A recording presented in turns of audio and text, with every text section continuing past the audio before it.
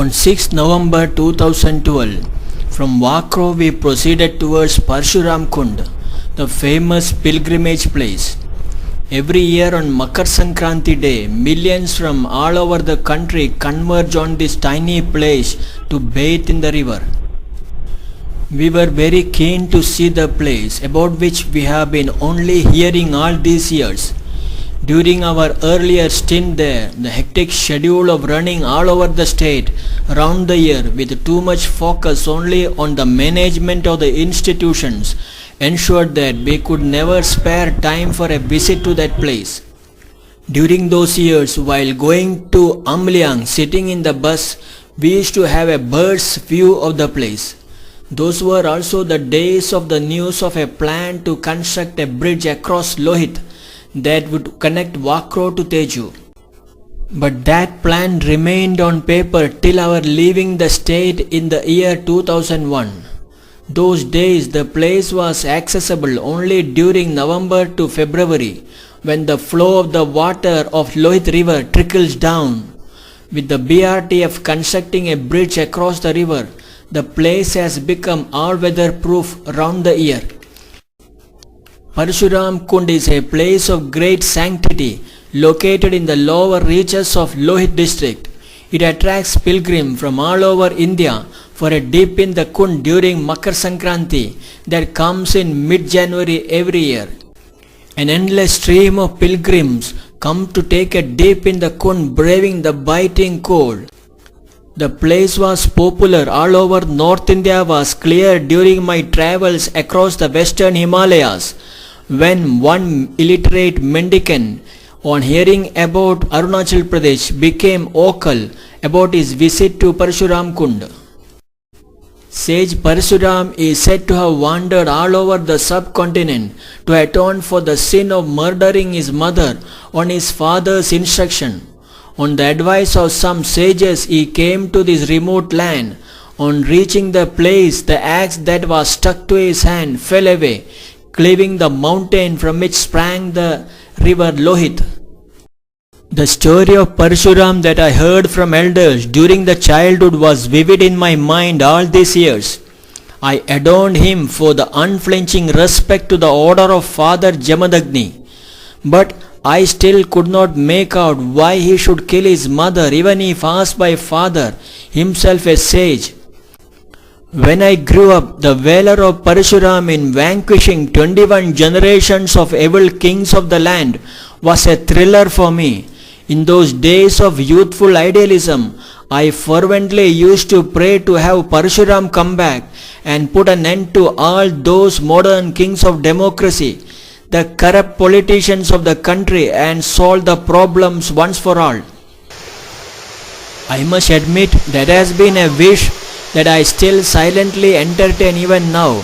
After seeing the way Sri Anna Hazare was silenced by the willy-nilly politicians, only made me even fervent in my prayers for the second coming of Parasuram.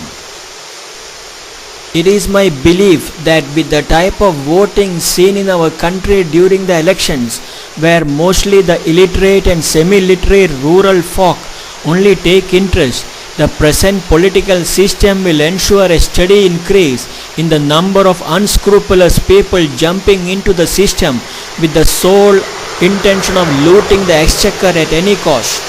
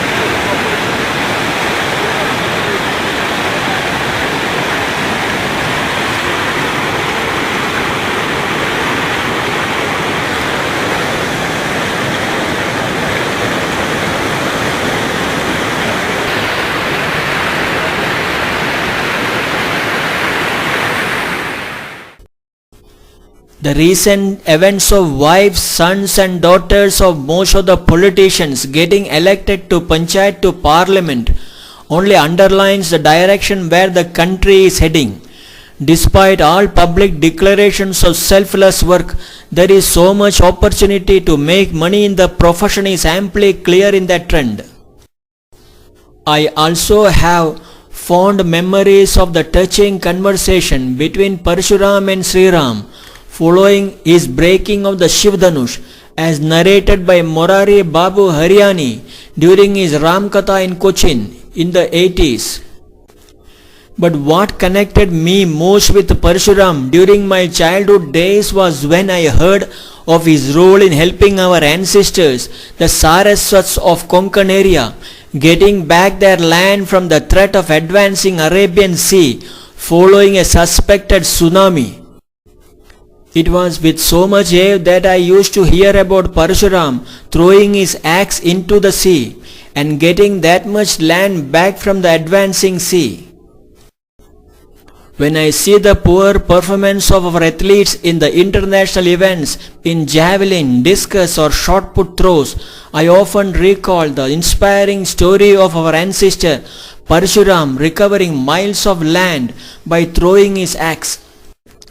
But now for the poor descendants of Parasuram, throwing even a few meters in the track seems to be wild dreams while throwing the discus, javelin or shot puts.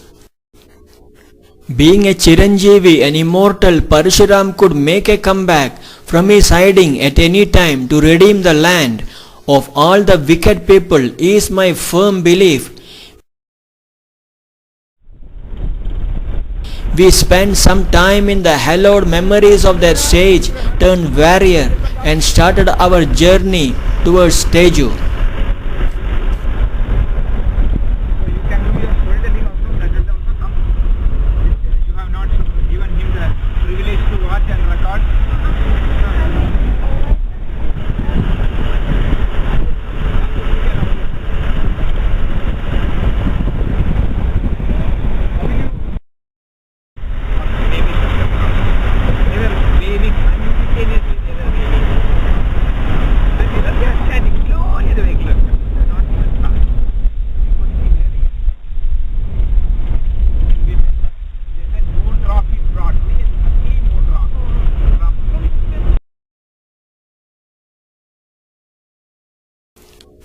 By the time we reached Teju, it was around 1 p.m.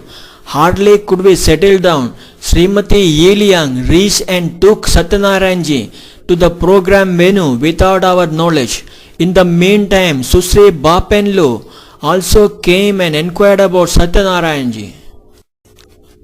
Since leaving the northeast, we have been hearing about the selfless work of these two women, both of whom were ex-students of our institution. It was deeply touching to personally witness the wonderful concern both of them have and the care they take in the library movement in general and for Satyanarayanji in particular. But for them and their timely help, Satyanarayanji would have found the going pretty difficult and without much joy. As for Srimati Yiliang, I am seeing her after a gap of nearly 18 years. That gap has brought changes, as it was natural, but the voice and the music that follows from it that I have first heard in Tafragam has only improved a lot. I found it more soothing and pleasing now. It was in full flow in the session that she took in Teju for the students. She mentioned that her son does not make mistakes in rhythm. Maybe God has sent him so that she can witness in him the progress that she would have charted in her own life in the world of music.